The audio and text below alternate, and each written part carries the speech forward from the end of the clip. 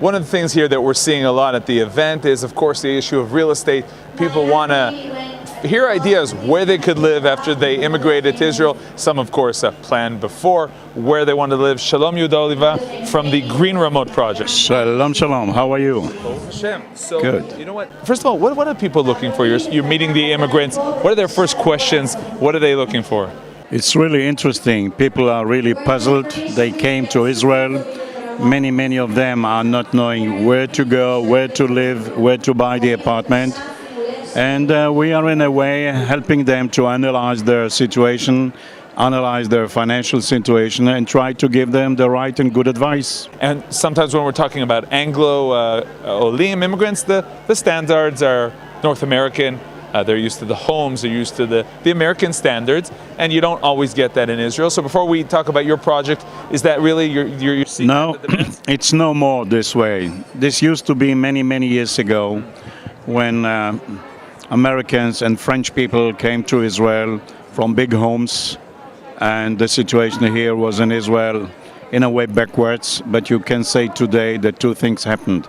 Israel was really and is really being developed dramatically in the last 20 years, and the gap between America and France to Israel today, 2014, is no more the way it was in the past.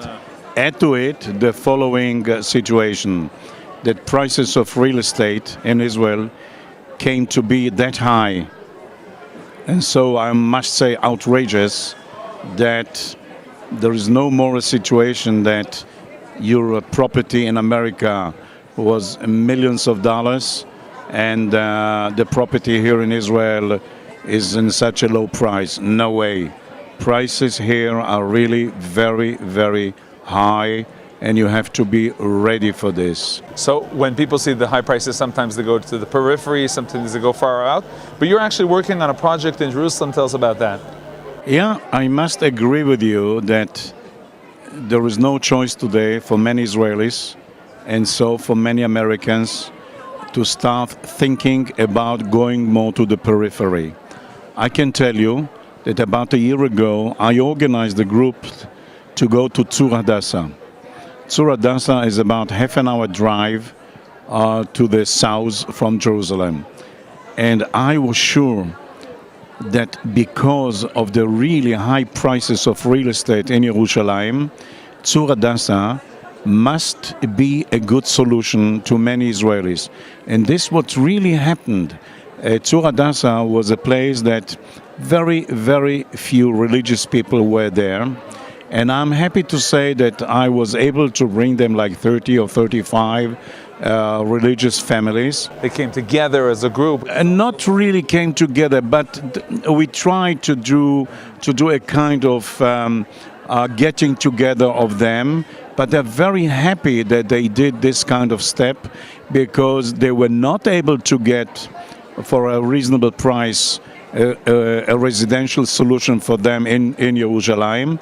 But Tzur Hadassah was a very good kind of solution for them, and I can tell you for now that I'm very happy by doing it. And I urge the Americans and the Europeans to look not only into the historical kind of neighborhoods that they used. The situation is different.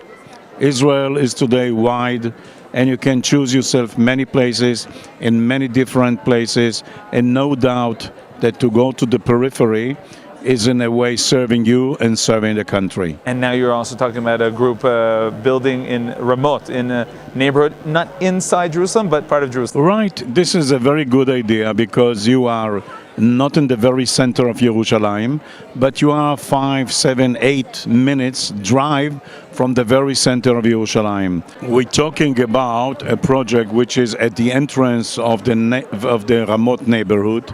It's very close to the center of town, a drive of 6, 7, 8, 9 minutes the most. And you don't have to spend that kind of monies if you're coming into a group like this. So let's end with this issue of group purchases, kavutzot rechisha. How does it work, and how this is becoming a phenomenon in Israel? Right. It is a solution. It is a way that people are getting together and they're buying the land, and then they are being organizing themselves to do the construction with one company for all of them. But there's a company like you who Right, basically, who basically it seems the organizes. same for a person who's purchasing. We're organizing the people, and the main thing is the following: that, for instance, in our project, we have today 130 people that are together, and we are already after the process of purchasing the land. The group purchased the land from the Land Authority of Israel, which is the Israeli government, land that is being owned by the government, and the group already purchased the whole piece of land. The next step will be that the group is being organized by a company that this is their main experts, to hire the right consultants and to hire the right kablan, the right construction company, and building together. The fact that they bought the land and the fact that we'll hire one kablan, one construction company, will drop the price of the final product dramatically. This is the power of buying in a group. Exactly. It is, in a way, I would say something like this. This is a very kind of an Israeli kind of culture. Israelis attend much more to get together and do things together. Americans are much more individualistic, and it's hard for them to understand it.